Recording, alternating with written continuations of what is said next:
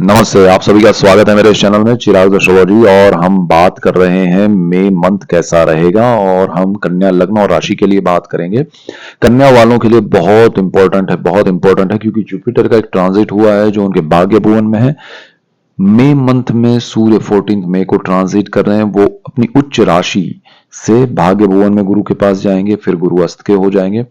आपका अष्टम भाव है, वहां पर उच्च स्थिति में अभी सूर्य चल रहे हैं, और सप्तम भाव है, वहां पर राहु मंगल की युति चल रही है, जो ये पूरे महीने तक चलेगी। मई से जून, 1 जून को मंगल का ट्रांजिट है, उस के बाद फिर ये युति ब्रेक होगी। तो आपको सिर्फ ये महीना संभालना है। और आपका शनि वहीं पर है, कुंभ में, छठे भाव में। राहु जो है वो आपके मंगल के साथ, मैंने कहा वैसे ही, सप्तम भाव में, और केतु फर्स्ट हाउस में है। तो अच्छी बात क्या हो रही है कि गुरु जो है वो ट्रांजिट करके आपके वृषभ में आए हैं, तो वो आपके फर्स्ट हाउस को दृष्टि कर रहे हैं। पांचवी दृष्टि उनकी आपके पहले स्थान पे है। तो जो केतु का प्रभाव है, वो नेगेटिविटी है, वो कम हो जाएगी, और आपको लाभ मिलेगा गुरु की दृष्टि का।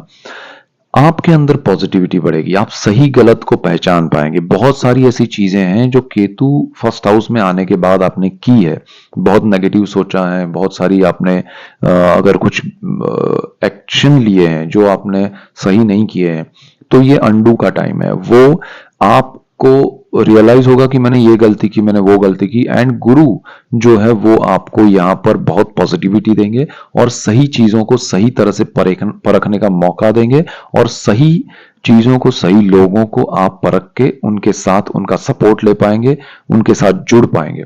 अगर आपका, जैसे आप जॉब कर रहे हैं और आपने अपने कोई अच्छा आपका दोस्त था, या जिनको आप जानते ही नहीं थे लेकिन अच्छा इंसान था, उसके साथ आपने कुछ आपका कुछ अनबन हो गया किसी भी रीजन से, आपने उसको गलत समझा, तो वो चीज आपके लिए अब रियलाइज होना कि भाई ये सही नहीं हुआ है, ये तो बंदा अच्छा था, मैंने उसको गलत समझा किसी भी रीजन से।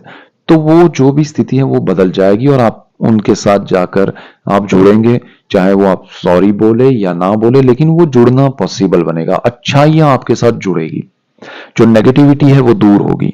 तो यहां पर आपके लिए ये एक बहुत अच्छी बात है। आपका मोरल हाई रहेगा, आपकी पॉजिटिविटी हाई रहेगी। उससे क्या होगा कि आप खुद अच्छी चीजों को परखेंगे, पसंद करेंगे और जुड़ेंगे। उसी तरह अच्छी चीजें, अच्छे लोग भी आपसे जुड़ेंगे। So this is the best thing for you कन्या वालों। और कन्या लग्न को तो ज्यादा इंपॉर्टेंट इसमें रिजल्ट्स मिलेंगे। तो आपके लिए ये समय, थॉट प्रोसेस बदलने वाला है, बदल चुका है, तो आपको बहुत लाभ होगा। अब यहां पर सूर्य जो है वो आपके अष्टम भाव में उच्च स्थिति में चल रहे हैं। तो जो पैतृक संपत्ति को लेके प्रॉब्लम्स हैं, वो 14 मई तक सूर्य यहां रहेंगे, तो आपके वो प्रॉब्लम्स सॉल्व होंगे, आपके वो प्रॉब्लम्स सामने आएंगे, आप उसमें कुछ भी निर्णय ले पाएंगे। और 14 मई के बाद आप, जब सूर्य आगे बढ़ेगा, भाग्य भुवन में जा रहा है, वो गुरु को अस्त का भी करेगा, लेकिन भाग्य में सूर्य गुरु की युति और सूर्य का वहां जाना, और वहां पर बुध और शुक्र, तो बुध जो है वो तो लास्ट डे को 31 को आ रहे हैं, लेकिन शुक्र गुरु की युति, अपने घर में भाग्य भुवन में शुक्र का आना आपके भाग्य को सपोर्ट करेगा। सूर्य का वहां आना आपके भाग्य को सरकार से लाभ देगा, सरकारी चीजों से जो आपके हक का है उससे लाभ होगा। सो आपके भाग्य से आपको बहुत सपोर्ट मिलने वाला है। आपको काफी समय से स्ट्रेस लग रहा था, आपको काफी समय से समझ में नहीं आ रहा था कि क्या करे क्या नहीं करे जीवन में कोई, क्योंकि स्ट्रेस जॉब में, घर में, दोस्तों में, आस पड़ोस में, कहीं भी जो भी चीजों में चल रहा था, चाहे आप बिजनेस में है, जॉब में है, हाउस वाइफ है, स्टूडेंट है, किसी के लिए भी ये बात, आप फार्मर है, आप आर्मी में है, आप पुलिस में है, आप किसी भी इंजीनियर है, डॉक्टर है, किसी की भी मैं बात कर रहा हूं, अगर आपको जो स्ट्रेस था वो अब दूर होने वाला है, और आपके लिए बहुत पॉजिटिविटी बढ़ने वाली है। पॉजिटिव लोग, पॉजिटिव चीजों में आप इन्वॉल्व होंगे, कनेक्ट होंगे। तो ये सूर्य का भी यहाँ सपोर्ट मिलेगा, सूर्य का एनर्जी, सूर्य का पॉजिटिव पावर आपको मिलेगा। तो ये आपके लिए अच्छा है। सूर्य विदेश का मालिक है और वो भाग्य में आ रहा है, तो ये चीज आपके लिए बहुत अच्छा है कि आप बहुत दूर तक घूमने जा पाएंगे। किसी के पर्सनल चार्ट में अच्छा रहा कि भाई ग्रह बहुत अच्छे रहे तो वो विदेश जा सकते हैं पढ़ाई के लिए, बिजनेस, जॉब के लिए, घूमने के लिए।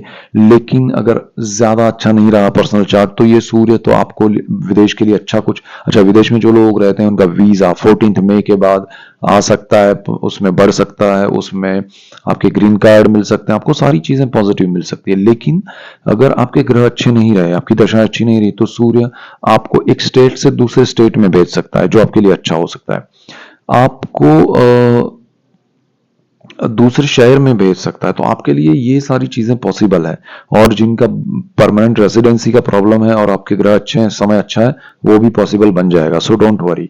आपके लिए ये ट्रांजिट जो है शनि का छठे भाव में, वो बहुत अच्छा है, आपके जॉब को सिक्योर किए हुए हैं। हालांकि वो कारक भाव में है शनि, तो जॉब में थोड़ा स्ट्रेस रहेगा, लेकिन because of Jupiter, because of सूर्य, आपके लिए एक पॉजिटिविटी बन रही है। लेकिन वहां एक चीज और है कि राहु मंगल की युति आपके सप्तम भाव में, केंद्र भाव में। तो वो केंद्र भाव में राहु मंगल की युति जो मैंने कहा, ये 1 महीना रहेगी। 1 जून को मंगल चला जाएगा, राहु से दूर हो जाएगा और अपने घर में जा रहा है मेष में, तो वो अच्छी बात है। तो आपकी पार्टनरशिप का बिजनेस है तो उसमें ध्यान रखिएगा। लाइफ पार्टनर से अनबन चल रही है तो ये महीना शांत मन से दोनों निकाल दीजिए। अदरवाइज बहुत खराब रही दोनों की कुंडली, तो यहाँ डिवोर्स के योग बनेंगे। बहुत समय से डिवोर्स का प्लानिंग चल रहा है, दोनों ने अगर ऐसा कुछ डिवोर्स के लिए अप्लाई किया हुआ है तो ये समय में डिवोर्स हो सकता है। अगर आप नहीं चाहते हैं तो फिर ये महीना निकाल दीजिए तो अच्छा रहेगा। दूसरी चीज, जो लोग इस समय में नई पार्टनरशिप करना चाहते हैं तो मत कीजिए। पुरानी पार्टनरशिप में बहुत सारे लोगों की पुरानी पार्टनरशिप डिस्ट्रॉय हो सकती है। राहु मंगल का मैंने अलग से वीडियो दिया है, गुरु के ट्रांजिट का अलग से दिया है, वो अगर आपने नहीं देखा है तो देखिए, आपको उससे लाभ होगा। उसको समझना है, उससे डरना नहीं है। देखिए, कोई भी ग्रह जो है वो जब कॉम्बिनेशन करते हैं तो उसके इफेक्ट होते हैं। अब वो इफेक्ट आपको समझने पड़ेंगे। आपको कोई ये नहीं है कि भाई ये डराना है, ये इससे ऐसा होगा वैसा होगा, ऐसा नहीं है। आपको उसको समझना है कि इसमें ऐसा हो सकता है, तो बने उतना मैं मौन रखूं, बने उतना मैं कम रिएक्ट करूं, जितना आपसे हो सके।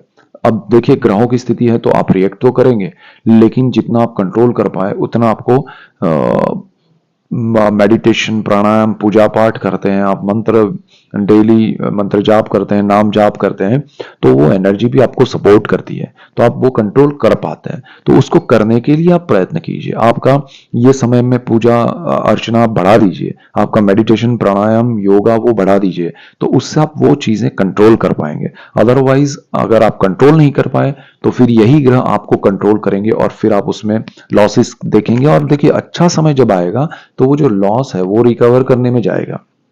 बेटर है ये समय को थोड़ा कंट्रोल कर लीजिए, लॉस वाला समय निकल जाने दीजिए, तो आप नेक्स्ट उसके बाद जो करेंगे उसमें प्रॉफिट होगा। तो ये समझने के लिए है। तो यहाँ पर आपको मंगल राहु की युति है, नया पार्टनरशिप मना कर रही है, वरना वो अंगारक योग है, जला देगा। और आपकी पुरानी पार्टनरशिप में ब्रेक हो सकती है, मैरिज लाइफ में प्रॉब्लम्स आ सकते हैं, तो थोड़ा ध्यान रखिएगा। ये मंथ की ही बात है, निकाल दीजिए शांत मन से, और वहां जो भी प्रॉब्लम्स है उसके सॉल्यूशंस भी करने पड़ेंगे शांत मन से। अदरवाइज पार्टनरशिप में बिजनेस की बात कर रहा हूं तो वो सामने आएंगे, तो शांत मन से बात कीजिएगा।